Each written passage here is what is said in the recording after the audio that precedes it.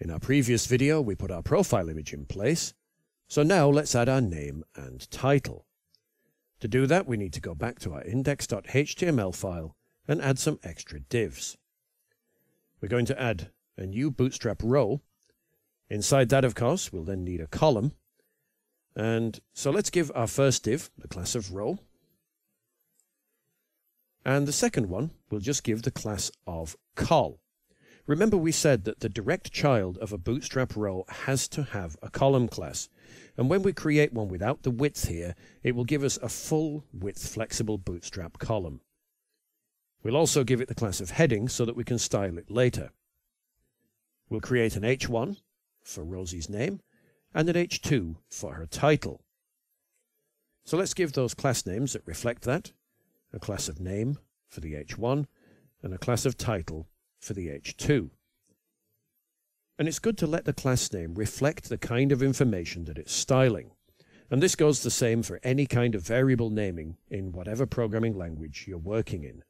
Try to be obvious in your descriptions. So we've put in Rosie's name. Let's also give her a title, which is Full Stack Developer.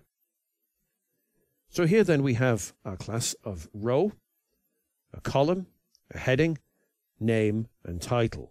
I'm going to add in one more class here and then we'll start styling it. And this is bg-color-name-title, which will be a background color. So I'm going to copy that and paste that then into my style.css file. We'll do that right up at the top here. Don't forget the dot to indicate that it's a class name. And inside there, we're going to set the background color to #676767, which will give us a nice dark charcoal colored background to work with. We'll contrast that with our white text in a few minutes. But first, let's just save our file and run our code to make sure that that appears. And indeed it does. We have our charcoal colored background. Our h1 is also sized and our h2 is sized. We'll style those using our Google fonts in a few moments. But first let's go back to our style.css file and style our heading class. So we'll need to go back and just under header we'll create a new class which we'll call .heading. And I want to set the margin left here to be 50 pixels. You saw it there a moment ago. It's very close to the left-hand side. It's hugging the side and it doesn't look that great.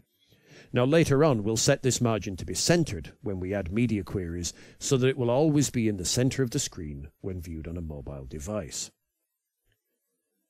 Now let's just do a little bit of housekeeping. One bit of good advice is to use comments to separate your categories or areas of styles. So we're going to start with our colors up here, and then we'll paste that in and work on our heading below.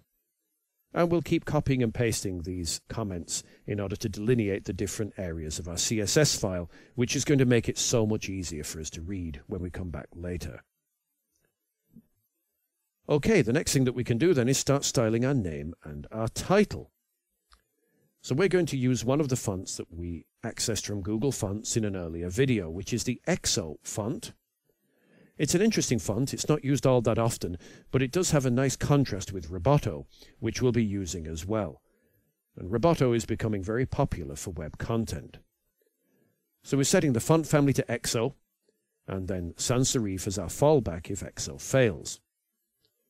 The font weight is 100, and as you can see, that matches the option that we specified in our font import up at the top of our CSS file. We'll set our font size then to 46 pixels. So we're actually customizing our H1 element here. And we'll also set a top margin as well. We'll give that a margin of 50 pixels. It will just push it down a little bit from the top of the page. And finally, we'll set the text color to white, which is hash followed by 6 Fs, or 3 Fs if you want to do the shorthand method. So we'll save that and refresh our page.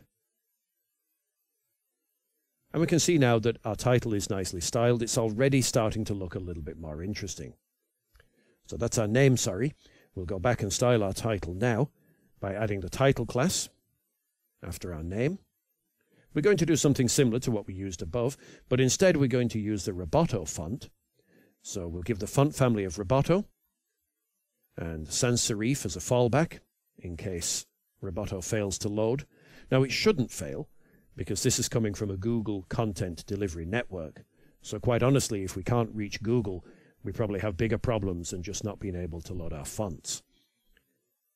Now that we've specified that, we'll give this the font weight of 200, which will make it a little bit wider or a little bit heavier than the previous font weight we used. We can do this because we've referenced that particular font weight in our import. Our font size is a little smaller at 28 pixels, and we're going to use a top margin here just to push this title down a bit from the H1 above it. We'll also give a bottom margin of 90 pixels, which is just going to give us a bit of breathing space. It's going to stand out then above the navigation elements that will follow. And we'll also provide the text color of white once again. Okay, so we'll save our file, go back and refresh. And we can see now that our name and our title are styled very nicely, and we've got good vertical and horizontal spacing. In our next video then, below this we're going to add some nicely colored navigation elements.